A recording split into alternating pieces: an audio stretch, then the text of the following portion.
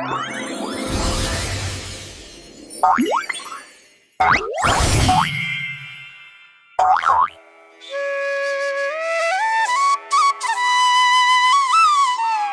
समय की बात है।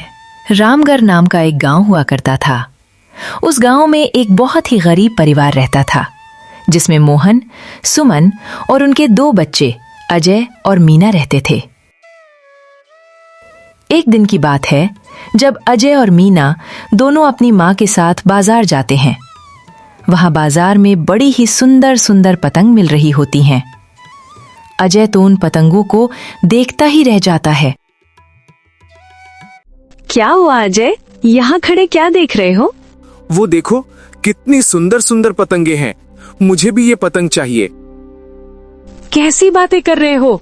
ये पतंग पता भी है कितनी महंगी होगी। हम इसे लेने का सोच भी नहीं सकते। चलो अब जल्दी चलो, वरना माँ आगे निकल जाएंगी।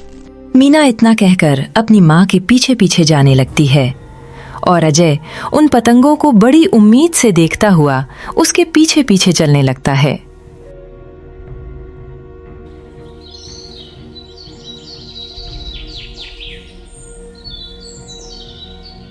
घर आने के बाद भी अजय का दिमाग उन पतंगों में ही होता है।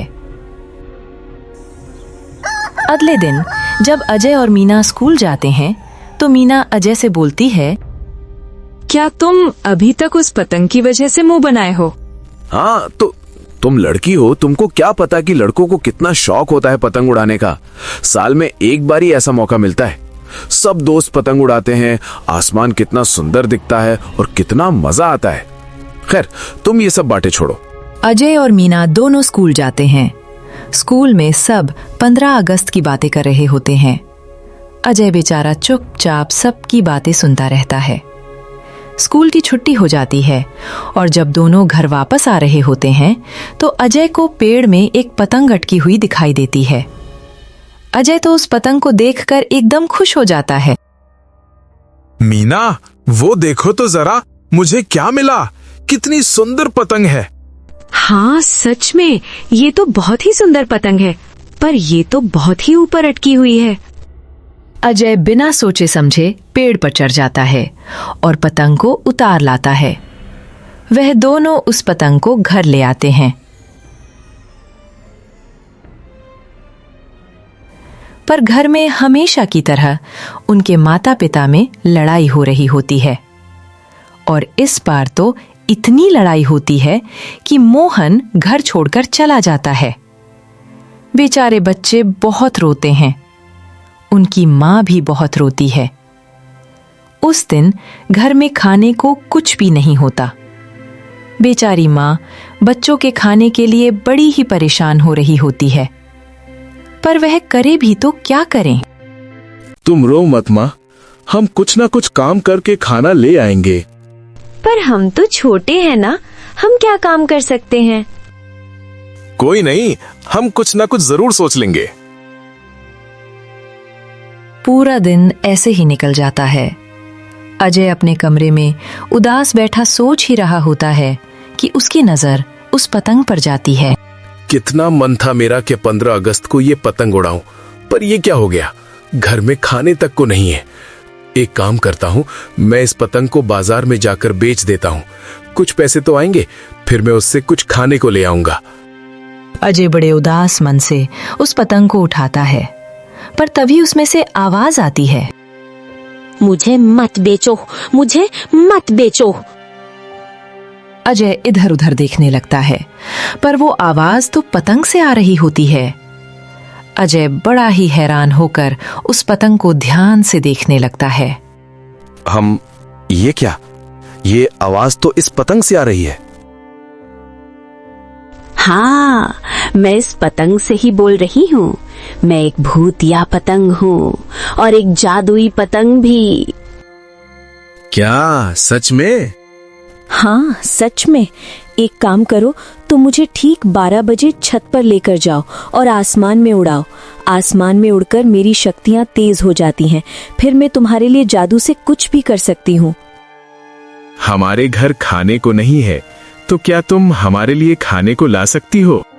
हाँ बिल्कुल। अजय उस भूतिया पतंग की बात मानकर बिल्कुल वैसा ही करता है और उसे रात को 12 बजे छत पर ले जाकर उड़ाने लगता है। जैसे पतंग हवा में उड़ना शुरू करती है, उसमें अजय को एक भूतिया शक्ल दिखती है। मैं आजाद हो गई। कितने सालों बाद मैं खुले आसमान में उड़ रही हूँ और ये सब तुम्हारी वजह से हुआ है। बताओ बताओ, तुम्हें क्या चाहिए? मैं तुम्हें सब दूंगी। मेरी माँ, मेरी बहन सुबह से भूखे हैं, हमें खाने को चाहिए। ठीक है, अभी लो। भूतिया पतंग ऊपर से खाने की बारिश करने लगती है। अजय की छत पर घर के खाने का सारा सामान गिरने लगता है। अजय तो ये देखकर खुशी से पागल हो जाता है। ये तो कमाल ही हो गया। ये तो सच में जादू हो गया। तुमने मेरी बहुत मदद की। तुम बहुत अच्छी हो। भूतिया पतंग उड़ते उड़ते नीचे आती है। उसके बाद वह एक आम पतंग में बदल जाती है और अजय उसे वापस उसी जगह पर रख देता है। उसके बाद वह सारा खाने का सामान अपनी माँ को जाकर देता है। अरे अजय, ये सब खाने का सामान तू कहाँ से लेकर आया? माँ, वो पतंग है ना जो मुझे पेड़ पर टंगी मिली थी, वो कोई आम पतंग नहीं बल्कि एक भूतिया पतंग है। अजय अपनी माँ और बहन को भूतिया पतंग की पूरी कहानी सुनाता है। वो लोग तो सुनकर घबरा ही जाते हैं, पर अजय उनको समझाता है कि वो एक अच्छी भूतिया पतंग है। जैसे कहानी में जिन एक चिराग में कैद था और वो अपने मालिक की सारी बातें मानता था, वैसे ही इस पतंग की डोर बंधी हुई है। तब तक वो अपने मालिक की सुनेगी। क्या सच में? वो भूतिया पतंग से हम कुछ भी मांग सकते हैं? मतलब खिलौने, कपड़े, सब कुछ? चलो ना, मुझे भी दिखाओ ना। नहीं मीना, अभी नहीं। रात को 12 बजे उसे चांद की रोशनी से ताकत मिलती है और तुम्हें तो पता ही होगा, सभी भूत 12 बजे ही जागते हैं। ठीक है, मैं कल का इंतजार करती हूँ। फिर हम कल उस चुड़ैल से ढेर सारी खाने की चीजें मांग लेंगे। अगले दिन वह ऐसा ही करते हैं। रात के 12 बजे वह पतंग को छत पर लेकर जाते हैं और उसे उड़ाने लगते हैं। जैसे ही वह भूतिया पतंग आसमान में जाती है, उसमें भूतिया शक्ल दिखने लगती है। शुक्रिया तुम्हारा, जो तुमने फिर से मुझे आजाद किया। बताओ बताओ, आज तुम्हें क्या चाहिए? आज मुझे नहीं बल्कि मेरी बहन को कुछ चाहिए। हाँ, मुझे ना ढेर सारे नए कपड़े और एक सुंदर सी गुड़िया चाहिए। ठीक है, अभी लो। भूतिया पतंग ऊपर से कुछ नए कपड़े और एक सुंदर सी गुड़िया नीचे गिराती है। मीना झट से उनको उठा लेती है और खुशी से पागल हो जाती है। वाह, ये कपड़े कितने सुंदर हैं और ये गुड़िया तो बहुत ही प्यारी। आप बहुत बहुत अच्छी हो। आपका बहुत बहुत शुक्रिया। ये तो मेरा फर्ज था।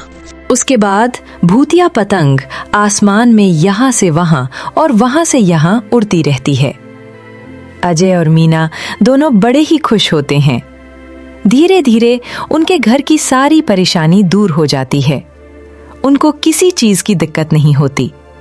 उनकी जिंदगी बड़ी ही खुशी खुशी चल रही होती है कि एक रात पड़ोस में रह रहा रमेश उस पतंग को देख लेता है। ये भूतिया पतंग तो मुझे हर हाल में चाहिए। इससे मैं दुनिया का सबसे अमीर इंसान बन जाऊंगा। रमेश इंतजार करता रहता है कि कब अजय उस पतंग को नीचे उतारे।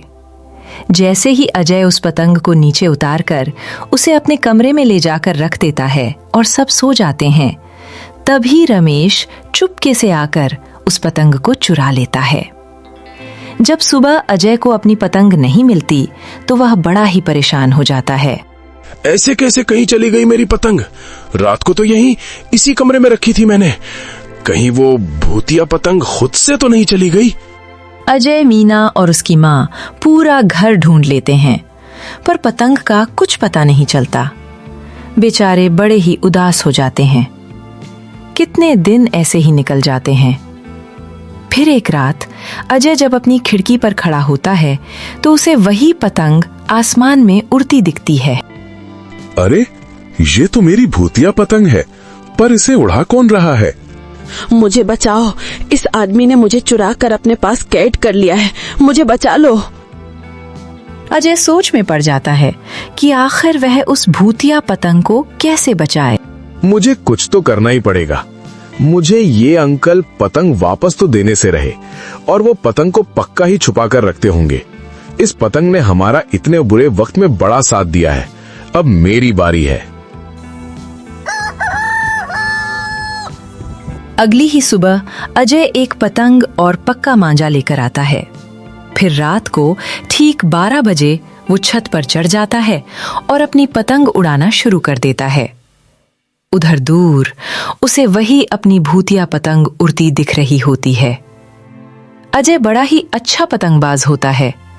वो अपनी पतंग को आसमान में उड़ाने लगता है और भूतिया पतंग के साथ पेच लड़ाकर उसे काट देता है। अरे मेरी पतंग, मेरी जादुई पतंग कट गई। अब आया ना मजा, बुरे काम का बुरा नतीजा। मैं आजाद हो गई, हमेशा के लिए मुझे आजादी मिल गई। भूतिया पतंग खुशी खुशी उड़ ही रही होती है कि उसकी नजर अजय पर पड़ती है। अजय के पास मांजा और पतंग देखकर वो समझ जाती है कि उसी ने उसे आजाद किया है। उसके बाद अजय उदास मन से नीचे आ जाता है। अजय अपने कमरे में जाकर लेट जाता है कि तभी उसकी नजर भूतिया पतंग पर पड़ती है, जो उसके कमरे में उसी जगह पर रखी होती है। तुम यहाँ कैसे? मैंने तो तुमको आजाद कर दिया था ना। उसके लिए तुम्हारा बहुत बहुत शुक्रिया। तुमने जो मेरे लिए किया वो कोई और नहीं कर सकता था। मैं अब आजाद हूँ, पर मैं फिर भी हमेशा यहीं रहना चाहती हूँ। अगले दिन 15 अगस्त को सब अपनी अपनी पतंग ले आते हैं। पूरा आसमान रंग रंगा हो रहा होता है। अजय भी अपनी भूतिया पतंग लेकर छत पर चढ़ जाता है और बस फिर दोनों मिलकर उस दिन खूब पतंग काटते हैं। उसके बाद वह पतंग हमेशा अजय के पास रही।